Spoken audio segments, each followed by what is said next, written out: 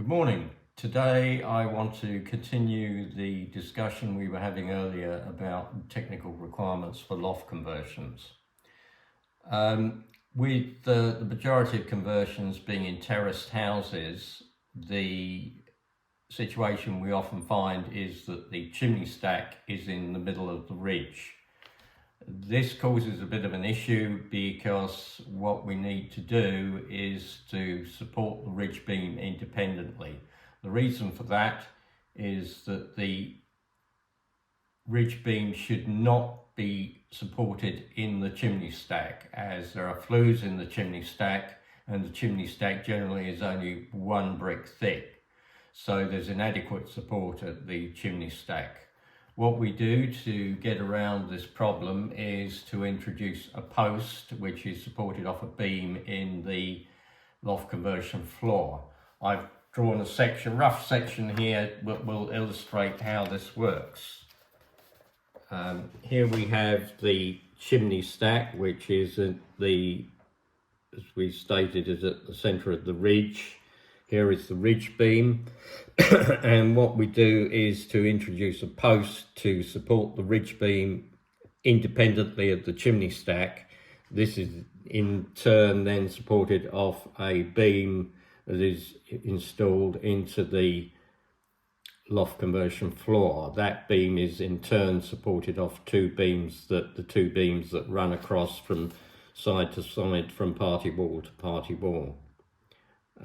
It's usually a small steel square post, 80mm square, which is generally adequate, and that fully supports the ridge beam. Other issues that can arise are the question of whether we want to support the center of the loft floor off the spine wall, the structural spine wall in the bedroom.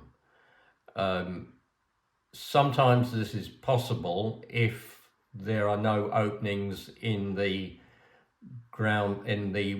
spine wall at ground floor. However, if there are, and they usually, in most cases we find in a lot of terrace houses now, there are openings that have been made, we should really look at supporting the center of the loft floor off a steel beam independently, so that question doesn't arise. Just to illustrate that, go back to my earlier sketch, which shows the typical roof before the loft conversion is carried out. Here's the spine wall in the bedroom that currently supports the roof, potentially could support the loft floor, but as we've said, sometimes it's not possible. Here are the two external walls. Again, in the same way, the external wall at the rear could be used to support the dormer wall, which will come directly off the wall. Again, that can lead to issues with the idea that the lintels over the openings of the rear wall may become overloaded, so we may go back to the idea of putting a beam offset from the rear wall to support the external wall of the dormer. I think that covers that topic. In general, these beams that span across to support the loft floor will be supported off padstones. These padstones are inserted in the party wall to spread the load from the beam, and this is the item that mostly the party wall surveyor that the neighbour may insist on employing will be interested in to check that the party wall is not overloaded in any way.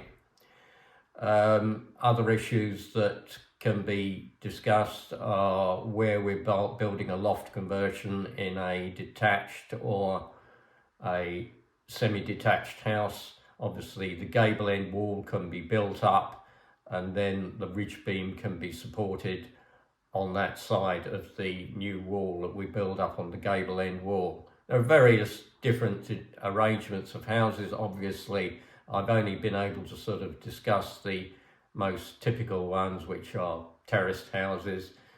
If you have any further comments or questions, you can leave those in the box below. Don't forget to like and subscribe. Thank you.